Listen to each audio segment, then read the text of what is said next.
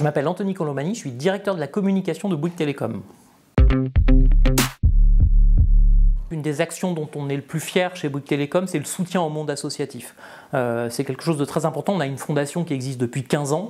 Cette fondation, elle a toujours soutenu les associations et là, on a décidé d'aller soutenir de très jeunes associations. Il y a un programme dont je suis très fier, c'est Incubasso. Incubasso, c'est un petit incubateur pour toutes jeunes associations. On s'est rendu compte que les associations, elles étaient souvent soutenues quand elles étaient assez matures, qu'elles avaient des projets déjà bien constitués, mais que les toutes petites associations, elles n'arrivaient pas à se lancer. Pendant le Covid, d'ailleurs, beaucoup n'ont pas réussi à le faire. Et donc, on a lancé cet incubateur associatif. Donc, nous accompagnons les associations toutes jeunes pendant 3 ans, en leur apportant bien sûr du financement, mais en apportant aussi l'expertise des collaborateurs de Bouygues Telecom. C'est du mécénat de compétences. Donc, quand on a besoin d'un juriste, il y a nos juristes qui vont aider l'association, d'un comptable, le comptable vient aider.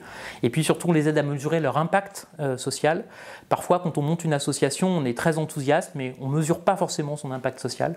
Nous avons cette culture de l'impact, de la mesure d'efficacité, y compris dans le champ social, et on les aide à faire ça. Elles sont très contentes. On arrive à la fin de la première promotion de 3 ans, et on en tire un bilan extraordinairement enthousiasmant, à la fois pour les assos qui ont pu se développer, mais aussi pour Bouygues Telecom. Et on a profité de cette vitalité, de cet engagement et de cette qualité du tissu associatif. On est très fiers de ça.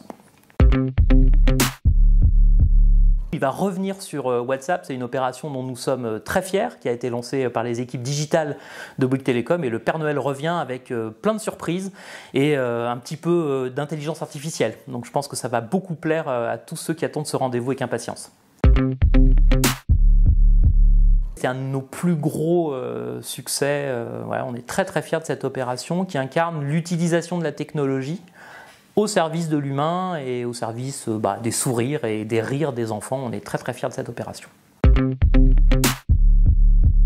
Nous, on a envie de parler à tout le monde en réalité. TikTok, c'est une plateforme dont l'émergence et la croissance sont extrêmement rapides.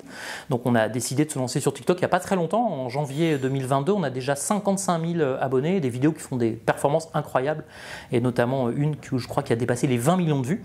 On a un parti pris assez simple sur TikTok, c'est de parler de manière très pratique, de faire des tutoriels, d'expliquer à nos clients comment mieux utiliser leurs produits, leurs services, ou comment modérer leur empreinte environnementale. Je crois que la vidéo qui a eu le plus de succès, elle parle du Wi-Fi, et on est aussi très fiers de ça. Donc c'est des formats très courts, très impactants, très percutants, et qui viennent répondre à un besoin de nos clients. Voilà, c'est pas tellement de la pub, c'est plutôt une manière de les informer et de les divertir aussi.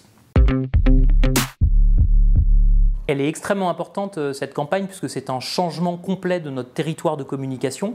Jusque-là, on faisait des pubs très belles, très réussies, très appréciées par nos clients, mais qui avaient peut-être un petit peu de mal à imprimer, à rester à l'esprit de nos clients. Donc on a décidé de passer sur un format de type saga, c'est-à-dire avec des personnages, un univers récurrent d'une publicité à l'autre, et on a décidé de recentrer notre discours sur un problème, une solution. Voilà. Nous, on pense qu'on est là pour régler les problèmes de nos clients, les aider à avoir une vie digitale bien remplie, et donc on vient les aider à avoir un Wi-Fi plus performant, ça c'est notre première publicité, ou à sécuriser leur smartphone. Il y a beaucoup de cyberattaques aujourd'hui, donc c'est important de les sécuriser. Donc voilà, un univers cohérent et un problème, une solution apportée par Bouygues Telecom.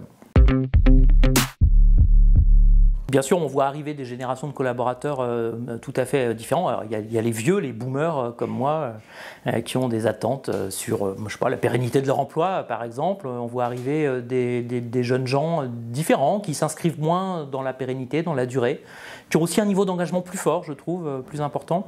Et puis ce que j'apprécie, ce que j'aime beaucoup, je me suis longtemps occupé de RSE chez Bouygues Telecom, c'est aussi le niveau d'exigence qu'ils ont vis-à-vis des entreprises comme les nôtres. Finalement, nos clients nous font bouger sur la RSE, sur la modération de notre empreinte carbone, sur le recyclage, sur l'engagement auprès des associations, qui est important chez Bouygues Telecom. Mais ce sont presque nos collaborateurs qui nous font bouger le plus fort. Ils ne supportent pas le greenwashing, ils ne supportent pas le social washing, et ils ont une très grande exigence vis-à-vis de nous en termes d'impact environnemental et sociétal. Et ça, je crois que c'est la plus grosse modification et la plus intéressante pour les entreprises. La transparence, moi je crois que c'est vraiment la clé aujourd'hui d'une communication réussie.